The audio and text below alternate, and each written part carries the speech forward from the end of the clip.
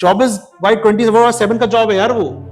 आपको family side में करनी पड़ेगी कई बार, पर्सनल लाइफ साइड में करनी पड़ेगी कई बार। मैं अपनी क्लास में हमेशा पहली क्लास जब होती है वर्कशॉप मेरी बोलता हूँ 5 स्टेप फॉर सक्सेस, 5 कदम सक्सेस के हमारे।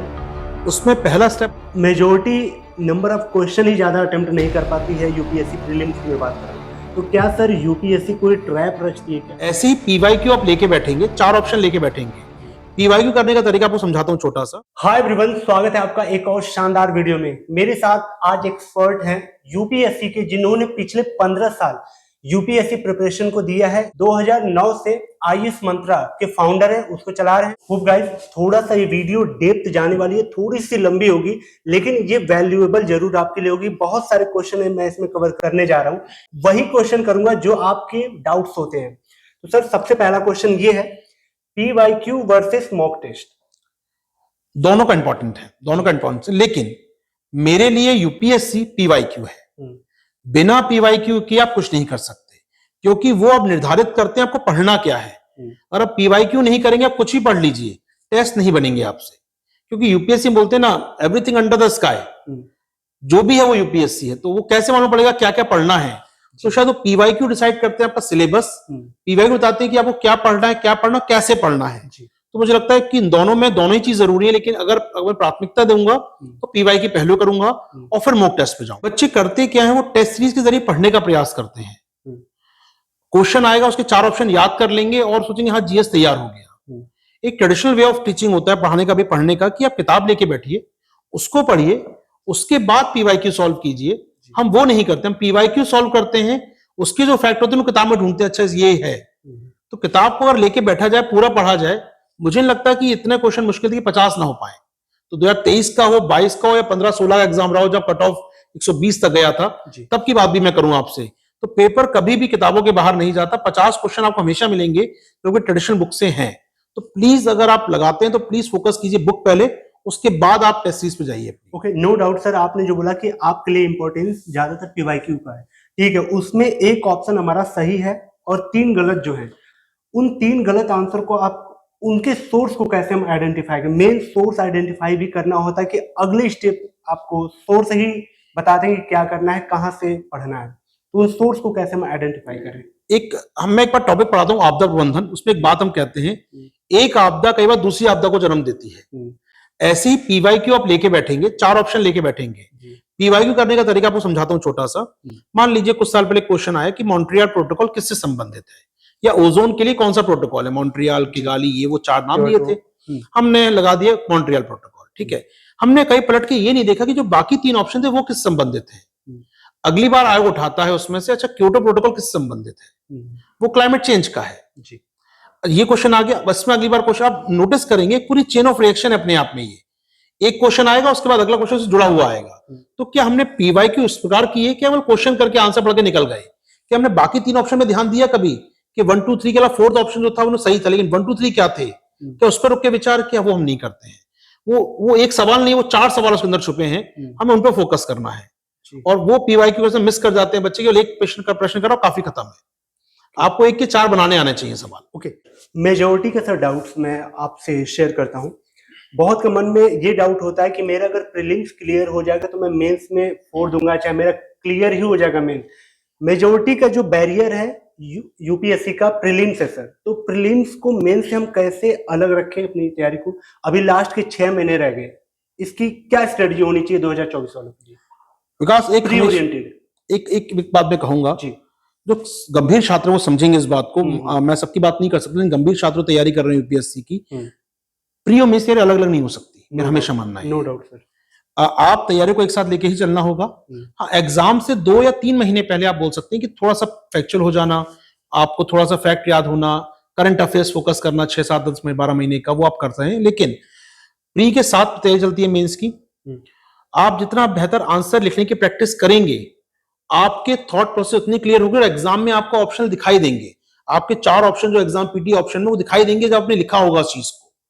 तो मैं मानता हूं कि दोनों अलग करके नहीं लिखनी चाहिए। हाँ, लास्ट के 2-3 महीने आप जब अप्रैल में आते हैं, मार्च में आ जाते हैं, आपको टेस्ट सीरीज लगानी होती है, मल्टीपल एमसीक्यू आपने कहा टेस्ट सीरीज लगानी होती है, तो वो ठीक है, उस समय पीटी ज्यादा फोकस कर सकते हैं। लेकिन फरवरी तक तो कम से कम मुझे लगता है एक अच्छे गंभीर एवरेज स्टूडेंट को भी पीटी का मेंस साथ में लेके चलना चाहिए। हमेशा मानता हूं आपको मेंस करते रहना चाहिए। मेंस ही आपको पार कराएगा। पीटी मास्टर बन के आप पीटी भी क्वालिफाई नहीं कर पाएंगे। हमेशा ये वनडे एग्जाम नहीं है। ये कोई आपका ऐसा कोई एग्जाम नहीं है जहां आपको तुरंत एक नौकरी मिल जाएगी पास करके। यहाँ पर ये एक प्री का एग्जाम है और इसका मेंस का एग्जाम है। तो निश्चित तौर पे आपको प्री तब तैयार होगा जब मेंस आपने तैयार कर रखा है। इवन बच्चे कहते हैं सर ऑप्शनल भी क्या करें। ठीक है, ऑप्शन आपको लगता है कि ऐसा कोई ऑप्शनल है तो जीएस में रोल प्ले नहीं करने वाला, उसको आप बाद में कर लीजिए। लेकिन कोई ऐसा ऑप्शन, मान लीजिए ज्योग्राफी आप कर रहे हैं, पॉल साइंस आप कर रहे हैं, या कोई आप ऐसा ऑप्शन कर रहे हैं जीएस में रोल प्ले करता है, तो उसको अभी करना पड़ेगा। आपको जीएस से मदद करे कम से कम वो जाके। यहाँ पर एग्जाम हॉल की बात सर करते हैं थोड़ा। मेजोरिटी नंबर ऑफ क्वेश्चन ही ज्यादा अटेम्प्ट नहीं कर पाती है यूपीएससी प्रीलिम्स की मैं बात कर रहा हूँ। तो क्या सर यूपीएससी कोई ट्रैप रचती है क्या एस्पिरेंट के साथ एग्जाम हॉल में? क्यों नहीं वो क्वेश्चन इतने टैकल हो पाते हैं? क्या सोच के वो इतने डिजाइन ऐसे करते हैं वो लोग? इस पे एक बात मैं कहना चाहूंगा। पहली बात तो 100 में से 100 क्वेश्चन करने नहीं होते। एक अनुमान एवरेज कट ऑफ 50 क्वेश्चन से कम ही जाता है आजकल। तो 50 पे मान लीजिए होता 50 होता तो 50 क्वेश्चन हमको करना है, तो हमें 100 की फाइट क्यों है? 100 नहीं, हमको 100 पढ़ना है। हाँ, आपकी पढ़ने की स्पीड अच्छी होनी चाहिए। खासकर मैं अब देखता हूँ रूरल बैकग्राउंड से बच्चे आते हैं, ग्रामीण पृष्ठभूमि से बच्चे आते हैं, या कई बार उनकी पृष्ठभूमि अच्छी नहीं है पढ़ने की, तो शायद हिंदी पढ़ने मुश्किल हो रही है। बहुत बच्चों को मैं देखता हूं कि समस्या उनको हिंदी पढ़ना तक नहीं, अपनी भाषा पढ़ना नहीं आ रही है। तो आप 2 घंटे में 100 क्वेश्चन पढ़ पाए, थोड़ा चैलेंजिंग होता है पहले वो काम। तो वो एक बड़ा बार कहता है पढ़ ही नहीं पाए पेपर, बिल्कुल सही बात है, नहीं पढ़ पाए, 2 घंटे पढ़ने की आदत ही नहीं थी आपको कभी। तो उसके लिए पहला होता है प्रैक्टिस कीजिए। इसके लिए मुक लगाते हैं हम लोग, भैया प्रैक्टिस करते हैं, वो 2 घंटे पढ़ने की आदत। फिर होता है स्तर। कई लोग होते हैं, मैं कई बच्चों को देखा हूं कि एक क्वेश्चन उलझ गया तो वो होगा नहीं, तब तक बेचैनी अंदर बनेगी कि क्यों नहीं हो रहा। ईगो बीच में आ गया। तो एक क्वेश्चन में 5 मिनट, 7 मिनट, 10 मिनट, 15 मिनट लगा दिए, ये स्मार्टनेस नहीं है। एक क्वेश्चन का वेटेज इतना है तो अगले क्वेश्चन का वेटेज है। बिल्कुल। तो क्यों उस पर हम समय खराब करें? स्मार्टनेस से इसको छोड़ो, नहीं आ रहा तो अगला क्वेश्चन करो, क्योंकि आपके लास्ट में 10 क्वेश्चन छूट जाएंगे अदरवाइज। तो एक बच्चे को वर्ग वो भी होता है जो ईगो पे आ गया, उनके करना ही इस क्वेश्चन कैसे नहीं होगा, हमने पढ़ा था, याद नहीं आ रहा, तो वो एक हो जाता है। एक वर्ग होता है जो पढ़ तो पा रहा है लेकिन सॉल्व नहीं कर पा रहा, उसको याद नहीं आ रहा। यार मैंने पढ़ा था, मैं 100 पढ़ भी लिया हूं, याद भी आ रहा है, लेकिन 2 में 3 सही हो रहे हैं, 1 नहीं हो रहा। वो एक वर्ग होता है, उसका रिवीजन की कमी है। उसको मल्टीपल रिवीजन करना है, नहीं वो वर्ग सही है, बस आप रिवीजन करो, वो 2-3 स्टेटमेंट नहीं बनते, बनेंगे आपसे। और रही 100 क्वेश्चन पढ़ने ही पड़ेंगे आपको, थोड़ा स्पीड बढ़ाओ पढ़ने की, इसका कोई विकल्प नहीं है। हम एनसीईआरटी की तरफ आते हैं सर, कि लोग कहते हैं कि आप तैयारी करने से पहले एनसीईआरटी मस्ट है, टर्मिनोलॉजी वगैरह आपको पता होनी चाहिए कि हर सब्जेक्ट की। तो सर रोल प्ले करती है एनसीईआरटी? मैं विकास आपके सवाल के पहले एक बात कहूंगा जी। मैं अपनी क्लास में हमेशा, पहली क्लास जब होती है वर्कशॉप मेरी, बोलता हूँ 5 स्टेप फॉर सक्सेस। 5 कदम सक्सेस के, हमारे 5 स्टेप बोल लीजिए, सीढ़ियां बोल लीजिए। उसमें पहला स्टेप होता है सिलेबस पढ़ना। सिलेबस को पढ़ो, देखो क्या है, उसको ब्रेक डाउन करो सिलेबस को, प्री और मेंस दोनों के स्तर का। दूसरा स्टेप ही होता है मेरा एनसीईआरटी। वो एक ऐसा बेसिक स्टेप है, लोग सोचते हैं फर्स्ट से धीरे थर्ड पे आ जाएं, तो थर्ड स्टेप पर, सेकंड को मिस कर जाते हैं, क्योंकि शायद एक ऐसा माहौल बन गया है बाहर की एनसीईआरटी ना पढ़ी मैंने पढ़े सिलेक्ट हो गया मैं, या कुछ लोग कहते हैं पढ़ा, तो बच्चे डिलेमा में क्या करें। और आपका सवाल भी यही कि एनसीईआरटी पढ़े क्या ना पढ़े, तो डिलेमा बच्चों के मन में है ये। तो मैं हमेशा बोलता हूं कि एनसीईआरटी पढ़ना है, खासकर अगर आपने अपनी स्कूलिंग में नहीं करा है ढंग से। आपकी स्कूलिंग अच्छी है, आप थ्रू आउट अच्छे रहे, छात्र रहे हैं, अच्छे स्कूलों से अच्छे आपने शिक्षकों आपको मिला सौभाग्य पढ़ने का, कॉलेज में अच्छा पढ़ा आपने, तो शायद एक बार स्किप कर दे। लेकिन अगर बेसिक स्कूलिंग भी हमारे पास नहीं है, कई बार देखता हूं नहीं होती बच्चों के पास, तो एनसीईआरटी स्किप मत कीजिए, एनसीईआरटी पढ़ना मस्ट है। सेकंड होता है एनसीईआरटी का स्टेप। एनसीईआरटी में काम कीजिए, जब चैप्टर पढ़े तो चैप्टर के अंदर में क्वेश्चन होते हैं, साथ में प्रैक्टिस कीजिए, बिल्कुल 6th क्लास 7th क्लास के बच्चों की तरह, जब वो सीखते हैं। एनसीईआरटी चैप्टर खत्म हुआ, लास्ट में क्वेश्चन है, उसको करिए। थर्ड स्टेप होता है आपका, फिर एडवांस बुक की ओर जाते हैं। एडवांस बुक में हम लोग जो अभी आपने स्टैंड बुक के नाम बताए, वहां जाते हैं, या अपने खुद के नोट्स तैयार करते हैं, कोचिंग के नोट्स तैयार पढ़ते हैं, कहीं हम पढ़ते हैं या किसी दोस्त के साथ बैठ के पढ़ते हैं, व्हाटएवर। वो थर्ड स्टेप होता है एनसीईआरटी के बाद। फोर्थ स्टेप होता है प्रीवियस क्वेश्चन करना, टेस्ट लगाना, इसको कहते हैं प्रीवियस क्वेश्चन करना, या फिर अपने साथ साथ प्रैक्टिस करना, मोक लगाना, और फिर होता है लास्ट में रिवीजन। एक बड़ी गलती बच्चे करते हैं, एनसीईआरटी मिस कर जाते हैं। अब देखिए लाइन टू लाइन क्वेश्चन मिलेगा आपको जी। मतलब मैं कई बार प्रूव करता हूं क्लास में, देखो यार ये क्वेश्चन एनसीईआरटी में लाइन में ये मैप में दिया है, ये एज इट इज पूछ लिया, हमें लगता है कहां से, यानी कितना कठिन पेपर आ रहा है। वो एनसीईआरटी बेस्ड सवाल है यार, हमने एनसीईआरटी नहीं पढ़ी केवल। ओके ठीक है सर। जो कोर सब्जेक्ट हमारे सर यूपीएससी के होते हैं, क्या इसको हम एक और विजन से देख सकते हैं कि पर्टिकुलर एक सब्जेक्ट का टाइम टेकिंग ज्यादा हो जाता है लेकिन उसका कन्वर्जन रेशियो कम हो जाता है? तो कुछ ऐसे लिस्टिंग आप कर सकते हैं क्या कि हिस्ट्री पढ़ेंगे तो ज्यादा टाइम लगता है लेकिन उसका कन्वर्जन एग्जाम में कम होता है, या फिर इकोनॉमी का ज्यादा टाइम टेकिंग है वहां कम है? तो अगर नंबर वाइज देखें तो देखिए, जैसे बच्चे बहुत मोटा मोटा जानते हैं, सिलेबस को मैं देखा ही है। अगर प्री के स्तर की बात मैं करूं तो हिस्ट्री के लगभग हिस्ट्री आर्ट एंड कल्चर के 20 क्वेश्चन आते हैं। अगर 100 में से 20 क्वेश्चन एक टॉपिक से आ रहे हैं तो 20% समय देने की बनती है।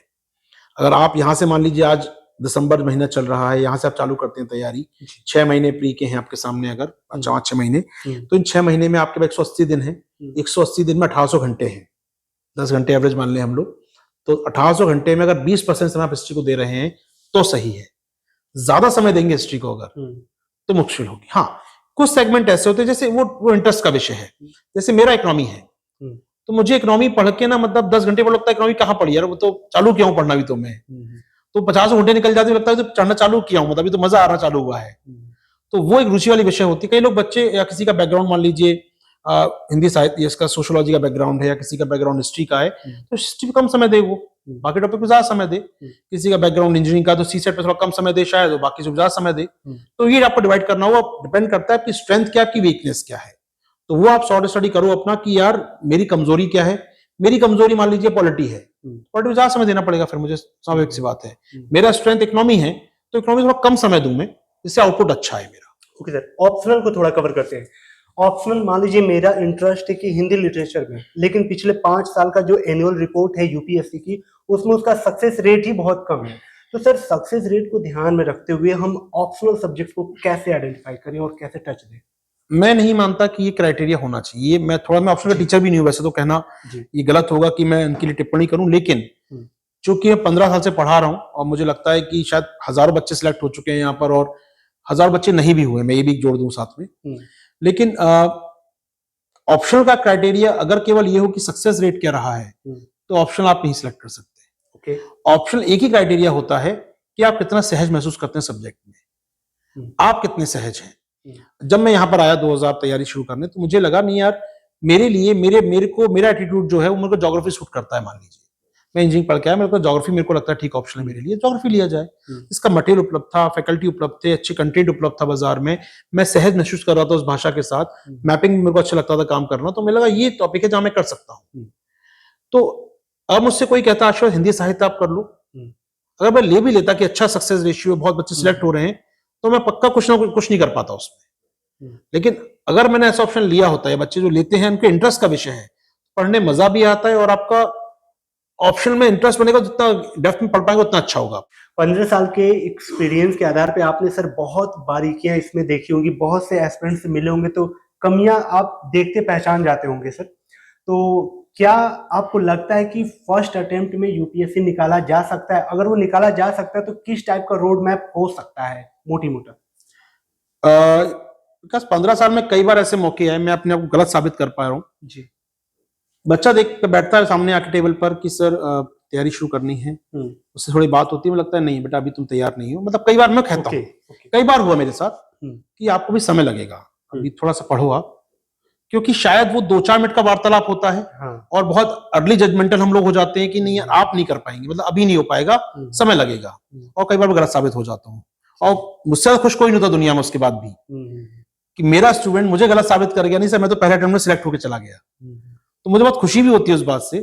लेकिन हाँ ऐसा होता है, पहले अटेम्प्ट बच्चे सिलेक्ट होते हैं, ये कोई मिथ नहीं है, कोई ऐसा गलत बात नहीं है अपने आप में। लेकिन क्या वो, मैंने स्टार्टिंग में कहा आपसे, क्या वो आप 1.5 साल तक वो लगन से काम कर पाए? क्या जो फायर लेके पहले दिन आप मेरे सामने बैठे थे वो 1.5 साल बाद ही बच पाई? क्या वो डेडिकेशन बच पाया आपका, वो लगन बच पाई? अगर बच गया है तो ये फाइट वो भी नहीं है, केवल फाइट केवल पढ़ाई की नहीं है, ये यूपीएससी एग्जाम केवल फाइट नहीं है, मतलब पढ़ाई करना है आपको, आपके स्वास्थ्य का एग्जाम भी है। बच्चा यहाँ पर आता है, ऑनलाइन पढ़ता है, बहुत सारी स्वास्थ्य समस्याएं होती हैं, सपोर्ट, उसका मेंटल सपोर्ट कितना है उसके पास, उसके फैमिली का, उसके दोस्तों का, उसके करीबियों का कितना अच्छा सपोर्ट है उसके पास। कई बार फाइनेंशियल इशू होते हैं बच्चे के सामने, क्या फाइनेंशियल सपोर्ट है कि नहीं मेरे पास? तो केवल लड़ाई आपको सिर्फ पढ़ाई किताबों से नहीं करनी है, अपने आसपास के इकोसिस्टम से करनी है। और शायद कई बार बच्चे उसी में सरेंडर कर जाते हैं कि मुझसे नहीं हो पाएगा यार, वो जो गिव अप करना ना, क्योंकि आपको तैयारी करनी ब्यूरोक्रेट बनने की, ब्यूरोक्रेसी आपको सब प्रकार से स्ट्रेस करेगी। बिल्कुल बिल्कुल 24/7 का जॉब है यार वो। आपको फैमिली साइड में करनी पड़ेगी कई बार, पर्सनल लाइफ साइड में करनी पड़ेगी कई बार, सेक्रीफाइस करने पड़ेंगे जॉब में जाकर। तो अभी से आप 8 डालो, करने पड़ेंगे आपको। तो तैयारी लंबी है, ये समय लगता है। अगर मोमेंटम बना के रखा जाए तो पहले अटेम्प्ट में लोग निकाल सकते हैं, मैं दावे से बोल रहा हूँ। ओके सर, एक मिथ, क्या ये मिथ है या फिर रियल है? लोग कहते हैं कि आपको पटना, दिल्ली या फिर कोटा जाके बाहर तैयारी नहीं करनी चाहिए, आप घर से भी कर सकते हैं। तो सर इस बात को आप कितना दावे के साथ कह सकते हैं कि ये मिथ है या फिर सही है? क्योंकि जब तक आप घर से दिल्ली जैसे शहर में या बड़े शहर में नहीं जाएंगे तो वहाँ कुछ पर्सनालिटी भी आपकी इनहेंस होती है, बहुत सारे लोगों के बीच में रहना, उनसे अलग अलग प्रॉब्लम सुनना, उसको सॉल्व करना। तो सर इसको आप क्या कहेंगे, आना चाहिए या नहीं आना चाहिए? बिकॉज 2 मिनट देना मुझको सुनने का, आप समझने का प्रयास कीजिए जो मैं बोलना चाह रहा हूँ इस बारे में, क्योंकि बहुत ही ऐसा सवाल है जो हर बच्चे के दिमाग में होता है जी खासकर जो हमारे वर्चुअल दर्शक सुन रहे हैं हमको। बिल्कुल। वो अपने गांव में, अपने घर में, अपने शहर में बैठ के सुन रहे हैं, सोचते हैं दिल्ली जाएं, सोचते हैं इलाहाबाद जाएं, सोचते हैं वो प्रयागराज जाकर तैयारी करें, लेकिन हमेशा द्वंद चलता है। द्वंद कई प्रकार का, मैंने कहा फाइनेंशियल होता है, कई बार समस्या होती है। तो तैयारी करने वाले इंपॉर्टेंट बात है, आप जो कहा इकोसिस्टम, आपने कहा कि यहाँ तैयारी अच्छी होगी, अच्छा माहौल मिलेगा। तो मैं मानता हूं कि तैयारी घर बैठ के पहली बात तो हो सकती है। एक स्टेटमेंट में दे रहा हूं आपको जिम्मेदारी से, तैयारी घर बैठ के हो सकती है, लेकिन तैयारी करते समय हम कितनी एकाग्रता से कर रहे हैं वो बात है। ये 5 इंच का मोबाइल मेरे हाथ में, 5 इंच की स्क्रीन मेरे सामने है, या मेरा लैपटॉप मेरे सामने 13-14 इंच का, उसके बाहर का 36 इंच का विजन और भी है। बाहर से और भी आवाजें आ रही है मेरे कान में, और भी कुछ चल रहा है आसपास मेरे। क्या मेरा ध्यान वो 13 इंच की स्क्रीन पर या बाकी 36 इंच के उस फ्रेम पर जो बाकी घटनाएं हो रही है? आप जब क्लासरूम में बैठते हैं तो आपका ध्यान कहीं भी हो, 36 इंच आपके बोर्ड पर होता है। क्या पूरा ध्यान आप क्लास घर में बैठ के भी कर रहे हैं? क्योंकि एकाग्रता सुन रहे हैं कि फोन आगे बीच में, व्हाट्सएप आ गया, वो चेक करने बैठ गए फोन के बीच में, किसी ने आवाज लगा दी, क्लास छोड़ के वहां चले गए। आज घर में कुछ फंक्शन आ गया, छोड़ो या 2-4 दिन क्लास बाद में कर लेंगे, ऑनलाइन ही तो है, पोर्टल में रखी हुई, बाद में देख लेंगे। ये चीजें अगर हैं तो भूल जाइए, तैयारी नहीं हो सकती। तो शर्त एक ही है घर से तैयारी करने की कि आप 100-200% तैयारी पे दीजिए। भूल जाइए, मानिए घर के अंदर रह के भी घर में नहीं है, हो जाइए घर वालों के अदृश्य हो जाइए, गायब हो जाइए, है ही नहीं, मैं हूं यहां, हूं ही नहीं मैं तो। और आप इस मोड में काम कर पाए, इनविजिबल मोड में, हम कहते हैं अपनी भाषा, मोबाइल भाषा में एरोप्लेन मोड में काम कर पाए, तो आप हैं, तो आप तैयारी फाइट में हैं। दूसरी बात जो आपने कही कि पर्सनैलिटी मेकिंग होती है यहां पर आकर, बिल्कुल होती है, दो राय नहीं है, क्योंकि आप लोगों से कम्युनिकेट करते हैं, आप लोगों से संवाद स्थापित करते हैं। आप, हम और आप बात कर रहे हैं, तो यहाँ पर लोगों को बात करने का, चाय की गुमटी बैठ जाएंगे, चाय पियेंगे तो शायद 2-4 और ज्ञान की बातें मिल जाए, कुछ सीखने को मिल जाए, बिल्कुल सही बात है। लेकिन ये उनके लिए जिनका एक्सपोजर दुनिया में कम रहा है। अगर मैं कहूं, अगर आपका एक्सपोजर अच्छा रहा है, बचपन से आप लोगों से बात करते रहे, कम्युनिकेट करते रहे, स्कूल में अच्छे ठीक ठाक आपने काम किया है, तो मुझे लगता है कि आप अगर पर्सनैलिटी वाइज ठीक हैं, पार्टिसिपेट डिबेट में करते रहे स्कूली स्तर पर अपने, या आप एक्स्ट्रा करिकुलर एक्टिविटीज में शामिल रहे हैं, तो काफी अच्छा कर रहे हैं आप। इवन कोई स्पोर्ट्स पर्सन है, कोई खेल कूद में अच्छा कर रहा है, ठीक है, आप कर रहे हैं ना, आपके पास एक्सपोजर कम नहीं है, आप अपने गांव में, अपने शहर में रहकर भी अच्छा कर सकते हैं। हाँ, आपको लगता है आप बस इंट्रोवर्ट रहे हैं, किसी की बात नहीं करते हैं, शर्म आती है बात करने में, एकदम से क्या जाके बोलेंगे इंटरव्यू में, तो उस पर्सनैलिटी को निखारने के लिए कई बार फिर आपको मुझे लगता है कि कदम बाहर निकालना चाहिए। आप अपने आसपास जाके भी कर सकते हैं, वो काम जरूरी दिल्ली आके करें, आसपास एक्टिविटी में पार्टिसिपेट कीजिए, वो जरूरी है। ब्यूरोक्रेट इंट्रोवर्ट होके काम, या कहूंगा मैं, नहीं हो सकता। आपकी पर्सनैलिटी में होना चाहिए कि सबसे बात करना, टीम वर्क ही आपको संवाद स्थापित करना। आपके मन की बात क्या है एस्पिरेंट्स, जो मैं ना पूछ पाया हूं? मैं हमेशा बोलता हूं, स्व मूल्यांकन, आपकी फाइट अपने आप से है, मत सोचो किसी और से फाइट है। मन के हारे हारे, मन के जीते जीत, ये बात कही जाती है ना, ये बात 100% सही है। आपका कंपटीशन केवल आपसे दुनिया में। आप आंसर लिखिए आज, आपको लगना चाहिए मैं कल से अच्छा आंसर लिख सकता हूं, लिख सकती हूं, तो फाइट आपसे है। आपको लगता है नहीं मेरा आंसर बेस्ट है, मुझे इससे अच्छा लिखना नहीं आता, मेरा बेस्ट लिख दिया, अब जो आएगा इसमें आएगा, आप नहीं कर सकते हैं। Daily improve. यार मैं आज 15 साल पढ़ाते हुए विकास, मैं एक बात कहता हूं, मैं आज भी पढ़ता हूं, मैं आज भी एज ए स्टूडेंट पढ़ता रहता हूं, कुछ नया मिल जाए पढ़ने को, ज्ञान की बातें मिल जाए, पढ़ना जरूरी है। विदाउट नॉलेज गेन किए आप अगर सीखने की प्रक्रिया जिस दिन खत्म कर देंगे, उस दिन आपका पतन शुरू हो जाएगा। तो एज अ छात्र जीवन में हमेशा कहूंगा मैं, आप मान के चलिए डेली अपना वर्जन, स्ट्रॉन्ग वर्जन बनाइए, डेली अपना अपडेट वर्जन बनाइए, वो काम का है आपके लिए, बहुत जरूरी है आपके लिए। Thank you so much sir इतना टाइम देने के लिए, और होप गाइज आपको वैल्यूएबल लगी होगी वीडियो। आपके कौन से डाउट है, साथ ही जितने भी मैंने क्वेश्चन पूछे थे, कौन से डाउट आपके मन में चल रहे थे, कमेंट करके बताएं। अगली वीडियो किस पे चाहिए सर की, ये भी कमेंट करें। साथ ही जहां रहे सुरक्षित रहे, तब तक के लिए thank you so much and bye bye. Thank you.